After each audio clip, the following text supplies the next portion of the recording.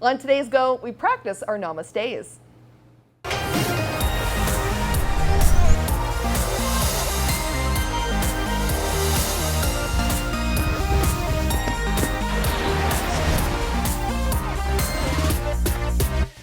Welcome to Go, only on Shaw TV. I'm your host, Vanessa Ybarra, getting our yoga going today in celebration of the Wanderlust Festival that's taking place here in Whistler, July 30th until August 3rd. It's going to be an awesome 5-day festival of yoga and a whole bunch of other activities.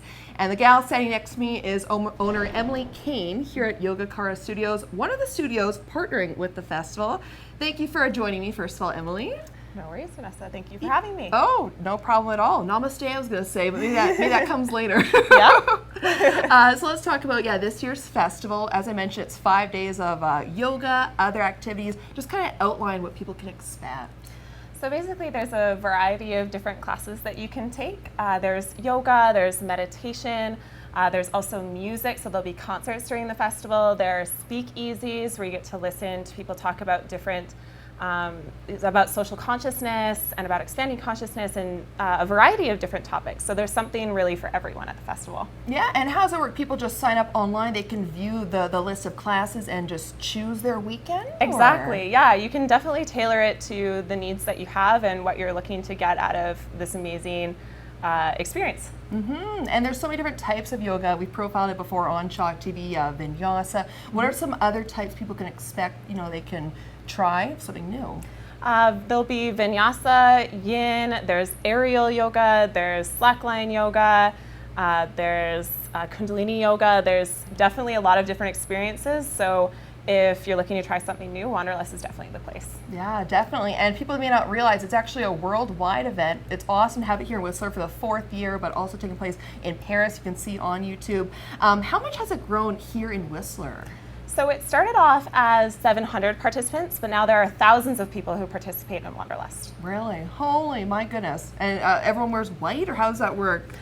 Basically, wear what you want. Wear what's comfortable. White is definitely a pure color, but definitely wear something you feel comfortable in and something that will prepare you for all of the amazing day activities. Yeah, and why do you think yoga has increased so much? Probably us growing up, it was popular at rec centers and stuff, but what do you think has led to this real explosion globally?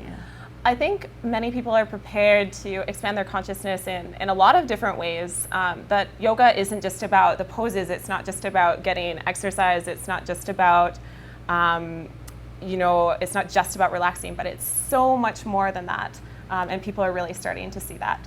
Yeah, especially in our fast-paced world, they want that way to slow down. Definitely. Yeah. Okay, awesome. We'll show you some ways to slow down later in the show. Emily's going to attempt to teach me some yoga poses. Well, let's start to our first story of the day here on Go Sea to Sky. Just like practicing yoga, another relaxing activity is watching the sailboats cruising along Howe Sound in Squamish. But is it as relaxing to actually do as it is to watch? Well, I took to the water to find out. Using precise focus and care, Scott Shaw McLaren begins to prep his speed cruiser for an evening sail down Howe Sound. Sailing is a very tactical sport. Not only is the performance of your boat critical, you've also got elements such as wind shifts, differing currents on different sides of the courses. It has a lot of satisfaction there when you really do well. Having taken part in numerous regatta races, including a 13-day sail to Hawaii, Scott, along with the rest of his Squamish Yacht Club race team, is now gearing up for the Squamish Open Annual Regatta, otherwise known as SOAR, taking place the end of July in what's sure to be a spectacle. Coming to Nixon Beach and watching the start, where you have 30 sailboats all clamoring for position, can be definitely exciting. Lots of yelling. Yelling? This is a sport I need to try out for myself. And what better time than tonight? Hey Scott, I see you're gearing up there. Hey Vanessa, yeah, let's go for a sail. Come on board. Sounds good, let's do this. As someone who has never sailed before, stepping foot into a world with a vocabulary all its own was, shall we say, intimidating. I'm just setting up the spinnaker lines, so you want to give me a hand? I don't even know what spinnaker is, but I have a feeling I'll learn. All right. Spinnaker is a giant flag racers hoist up when going downwind. After rigging its support lines and attempting a few other setups, the rest of the Natural High team arrives for their practice. Hey team, you guys are late, let's get going. Having placed first in their division and third overall in the 2012 SOAR competition, it's safe to say each of these racers has their role down pat. Where the real challenge lies is keeping up with Mother Nature. We're thinking about what the wind's doing all the time and looking for how to get the most out of the boat. There's lots of adrenaline when you're racing. It's fun. With the wind fairly calm tonight, the team puts up the smallest of its 3 flags, constantly adjusting, otherwise known as taxing, the direction of the sail to maintain a steady balance. With Sean, aka Skipper, steering the direction at the helm of the boat, unlike most motor sports, when it comes to sailing, it's the less steering, the better. If you think about this as a brake pedal, anytime you have to turn this, it slows the boat down because it's dragging the rudder back and forth. While it may not be the most important job, I still had to try it. What you're trying to do when you're steering is balance the wind on equal amounts on either side of the sail. So you have little telltales up there. You can see the little yarns that are flipping. Oh yeah? So you want both those running straight back. It's funny, with all this technology, you're literally going off of 2 pieces of string. Yeah. That's your lifeline. With race sailboats weighing up to 7 tons, along with changing sheets and lines, a large portion of competing is spent sitting down to counterbalance the boat's weight, providing the perfect time to also breathe and take in the view. As soon as you shut the engine off, everything just kind of slows right down and you just hear the sound of the breeze through the rigging and the wildlife coming all around the boat. You get to places you just wouldn't get to otherwise. A great workout mixed with relaxation? I think I may have just found my new sport. Awesome. I'm sailing.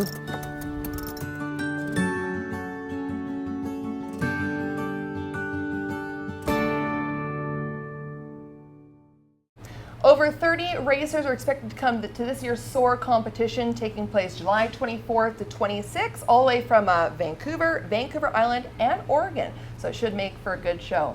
Okay, well, we're not quite racing boats here, a bit more calm. But before we actually try the first pose, Emily, I know here at your studio you practice traditional and authentic yoga, you mentioned on your website, Yes. which I found kind of interesting. I would like to think all yoga is authentic, but what do you mean by that? Well, I just mean that we offer, and when I say authentic and traditional experience, I mean really focus on the holistic benefits of yoga rather than just simply the physical. So we really like to emphasize, connecting to your breath, connecting, going inwards, and I think those are all really important aspects that sometimes are left out during certain yoga classes. Right. Yeah. And how does that help with the actual fluidity, if that's a word, of your movement when you really connect to your breath? How does that improve your practice? It definitely helps your sense of mindfulness and your body awareness, but it has so many benefits physically, mentally, emotionally, and spiritually. It does, for the rest of the day, for sure, tapping Definitely. into that. So let's talk about this one. It's a common one people have heard, child's pose, but you mentioned people have a lot of trouble with it still. Show us kind of, first of all, the pose. Definitely. So you can practice it with knees together or knees apart, your choice, and then allow your chest to melt over your thighs, and you can lengthen your arms out long or take them down by your side and allow your head to relax down. And a lot of people don't know this, but if they have a lot of tension in their hips and their head doesn't reach the mat, they can actually stack their palms or stack their fists to allow their head to relax down. Okay, perfect.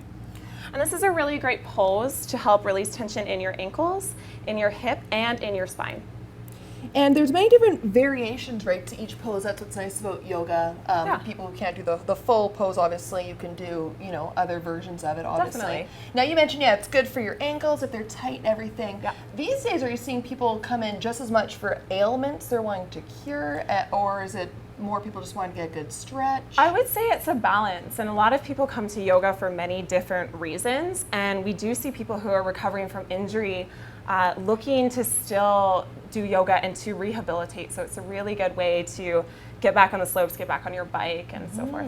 Yeah, and really if someone wanted to really heal from yoga, if they have, say, a ski ailment or something, it's not going to happen right away. Definitely not. And yoga is a consistent practice. It's funny, some people will tell me, I tried yoga once or I tried yoga twice and then never went back. But with yoga, it's definitely a consistent practice that makes the biggest difference. And then one day it just clicks and you love it. Definitely. Yeah, that's what I found. Okay, awesome. More with Emily after the break. We're going to learn another pose for you skiers and snowboarders out there. But throwing to our next story of the day here on Go, while yoga provides the opportunity to be still, the reality is we still live in a fast-paced world. In this next story, we meet one North Vancouver company helping everyday folks cross off that to-do list. It's a typical weekday morning. Most people are at work, and it's no different for Paul Stokes. He's on the road, completing another errand. I want everyone to have a personal assistant. I want everyone to have that freedom to be like, I can depend on someone to get this done. So when I do that for them, they like open up their arms. They're like, wow, I'll get you to do this and this. Like we'll start with a furniture move, and then they'll call me for picking up groceries, and then they'll call me to go pick up stuff for their party. From being a grocery bagger and delivery driver, Paul combined these two tasks and expanded his offering to come up with city errands. So I'm gonna go inside and pick up some tickets for my client. They're too busy at work that they can't come and pick it up, and they have an event tonight to go to. So I'm gonna go grab the tickets and then go drop it off at their house. Paul executes errands around the North Shore, West Van, and downtown Vancouver. But he's done deliveries across the Lower Mainland and has even done an errand to Edmonton. I think the most part is maybe they just don't have someone, and no one really wants to do that extra effort. No one wants to run and do that errand. But Paul will, along with his group of guys. Today's to-dos are mainly for those busy at work, but this isn't always the case. I really enjoy helping elderly people. I feel like when I go there and you get to have chats with them and really figure out who the person is, that really is my favorite. Although today's pickups include furniture and fashion, each day brings something new. I picked up some coffins. They didn't tell me they were coffins until I got there, and they weren't actually coffins. They're wooden coffins, but they're art pieces for, I guess, a gallery downtown. So I got there and they're like, okay, yeah, so we're picking up coffins. I'm just like, oh, okay, here we go. He comes in and he picks up clothes for us to send over to our tailor, because we make custom tailored menswear. So the tailor is about 20 minutes away. So he comes in and he does that for us, and that saves her about 2 hours a day. All the suits are downstairs. Anything else? Can you drop this at one nice morning, please? Yeah. Thanks. Have a good one. Tomorrow. Do you foresee this relationship continuing? Oh, totally, until he gets rid of us. He's like a godsend. It's amazing. The help involves a lot of truck time, but Paul doesn't mind being on the road. For some reason, I love driving. And traffic doesn't bother me. And he's able to navigate from one location to another, day in and day out. I would say the biggest thing I've learned is patience. Patience with people, patience with coworkers, patience with businesses, and being able to understand people is huge. And everyone's different, and you can't judge people. Paul hopes to make city errands a household name in BC and then expand to the rest of Canada. But for now, he'll stick to supporting the community around here. From North Vancouver, I'm Tiffany Gurdon for Go on Shaw TV.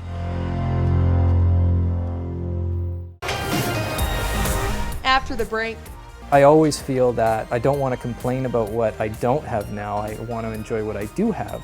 find out how one father is working towards a new life thanks to the kindness of strangers.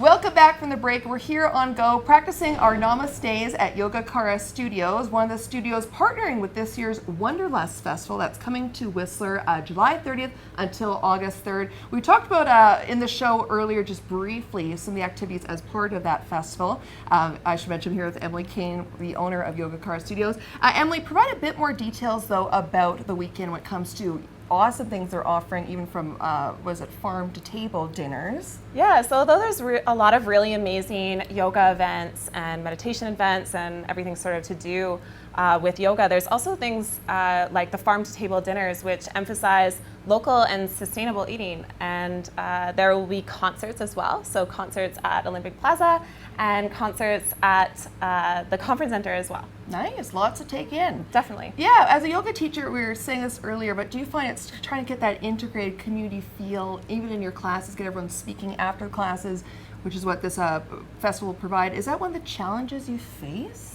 I would say as a studio, we definitely encourage people to stay after and connect with their teachers, connect with their community, and it's a really important part of the yoga experience. Yeah, it definitely is. And you offer awesome classes here. Also, there are going to be classes for the festival for guys.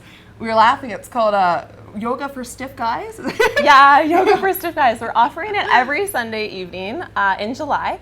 And it's a really great opportunity for guys who are usually intimidated by these yoga classes where there's all these really flexible, experienced people, and really a supportive environment of guys who are all just looking to practice and looking to be in a supportive environment. And more guys, I'm sure, come to the festival every year, which is awesome. Definitely. So let's try one of the another pose you offer here at the studio that you practice for particularly snowboarders and skiers in the off season. Yeah, for sure. So chair pose, or Utkatasana in Sanskrit, is a really excellent pose to practice for anyone who's a skier or snowboarder or looking to strengthen their legs, strengthen their spine, and help strengthen their arms as well.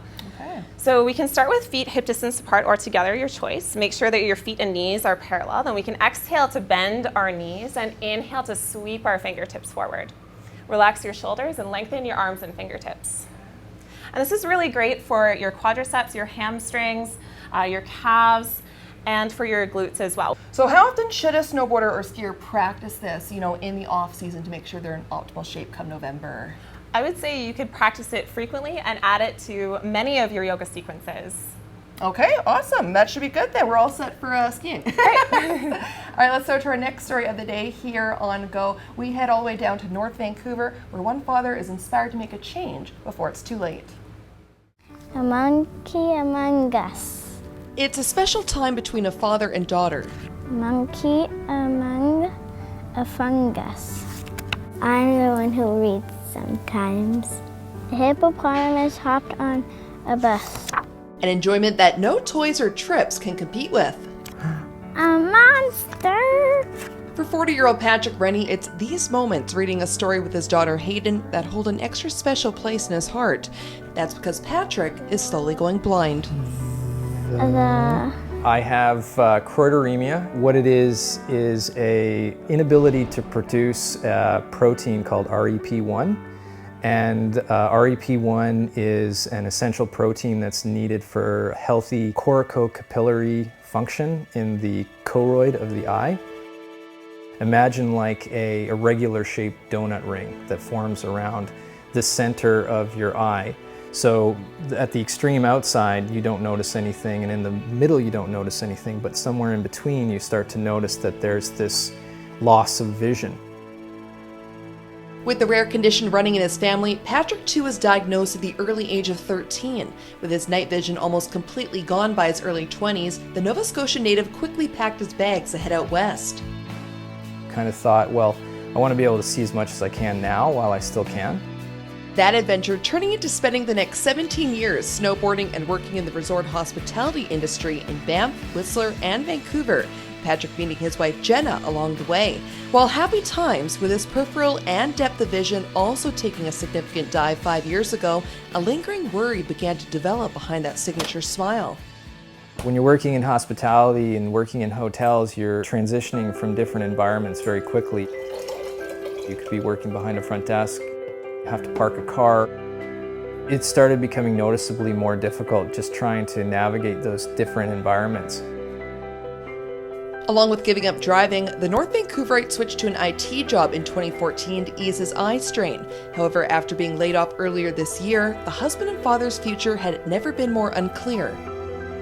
At that point, I was sort of at a loss. I didn't know what I was going to do moving forward. And then one day, this 7.5-year-old changed everything. My daughter climbed up on my back here on the couch and started rubbing my shoulders. And she said, I'm going to give you a massage now, Dad. It just came to me like a light bulb that, hey, wait a second, maybe I can be a massage therapist. And with that, Patrick enrolled in the Vancouver College of Massage Therapy program, spending almost every waking moment reading as much as he could ahead of the course while his eyes allowed him. However, it turns out there was yet another hurdle to overcome. I had to think, how am I going to pay for that tuition cost, because it's over $30,000 including all the fees. Patrick deciding to launch his own GoFundMe campaign to raise money for his studies. Right away, people started donating, people that I am close with and people that I haven't heard from in years. Those acts of kindness quickly totaling almost $10,000 within a few months. With donations continuing to grow every week, so does this Now Students Appreciation. I had no idea when I started this campaign how successful it would be, and it's just all thanks to the generosity of people who have come together. I just can't thank them enough. With plans to start his 20-month program in August, thanks to his daughter and others, this once fearful dad's future has never looked so optimistic. Still, it's a lingering fear of one day not being able to see this smile that no amount of money or education can replace. I'm gonna beat you this time. For Patrick, and most parents for that matter, it's about enjoying the moment. I think it goes right there. Oh, here, let me move my finger so it's out of the way. For me, it's just been a fact of life. I always feel that I don't want to complain about what I don't have now. I want to enjoy what I do have, because I know that tomorrow I'll have a little bit less. I'm gonna race you. Oh, no, don't. It's just second nature, really, just to enjoy what I have now. To donate to Patrick's campaign, visit the GoFundMe link on the bottom of your screen. In North Vancouver, I'm Vanessa Ybarra for Go on Shaw TV.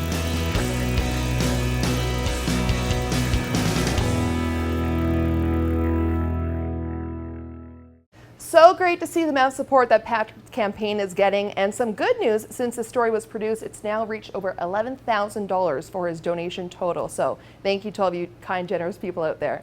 Okay, well, while I continue my tree pose here with Emily, trying to stay still, let's start to our last story of the day here on the show. Switching gears from yoga to mountain bike racing.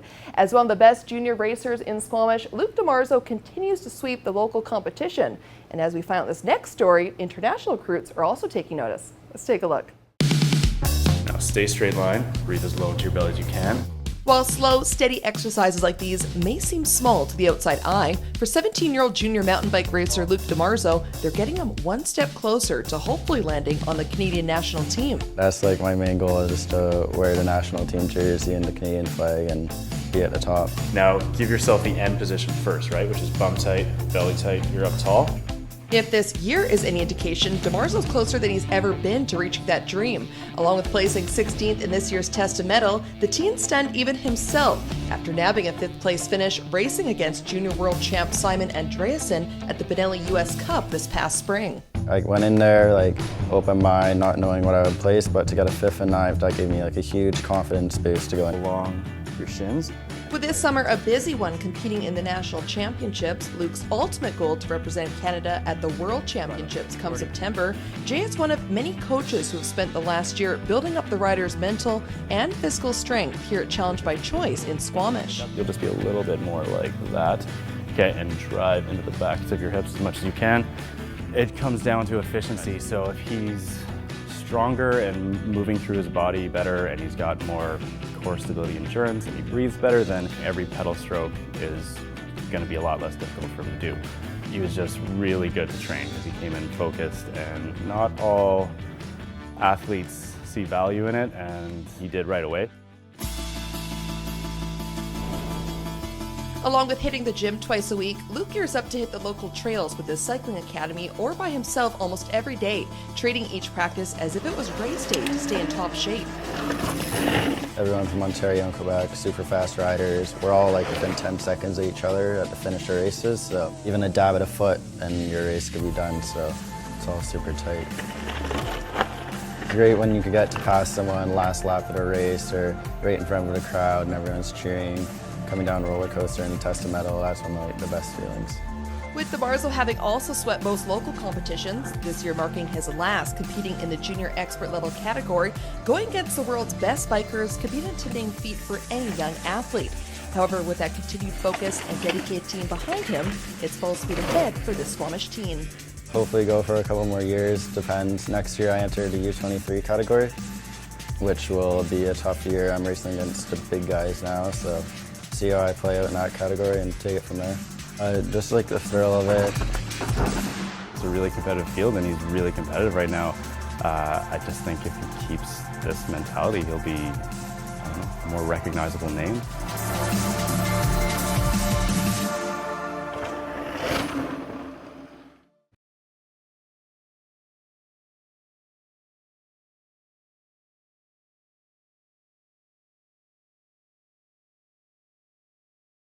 If you're interested in learning more about Challenge by Choice's training programs, be sure to visit them online at challengebychoice.ca. Well, a bit of a challenging shoot today. I think I did okay for the most part. Definitely. Yeah, thank you so much, Emily, for joining me. So again, a recap for Wanderlust is happening in Whistler from July 30th until August 3rd. And a great part about the festival, they also offer smaller classes along with the big ones you've been mentioning, which is great. As do you here at the studio. Tell us about that. Definitely. So at Yoga Car, we have a 13 class cap. And that means that there'll never be more than 13 students here, which is a really amazing and intimate experience for students. It really gets you the opportunity to connect with your teacher and to connect with other people in the room as well. Totally. And get the personal attention that you deserve. I know, for sure. And if people want to sign up for those personal classes, everything, what's your schedule like here? I know you're located in the heart of Whistler Village. We offer classes all times of day, 7 days a week. So we have usually morning, afternoon, and evening classes, and a variety of different styles and options for people depending on ability or what they're looking to get out of their yoga practice. All right, thank you so much again, Emily, for joining me. Thank you, Vanessa. Okay, that wraps up our show here. Just a reminder, if you'd like to get tickets for the Wanderlust Festival, be sure to visit the link on the bottom of your screen there. And just a note here in Sea to Sky, we're looking to add some local content to our channel. So if you're a filmmaker along the Sea to Sky corridor interested in airing your stuff, be sure to also reach out to us on our Facebook page, also on the bottom of your screen. Until next time, I'm Vanessa Ybarra.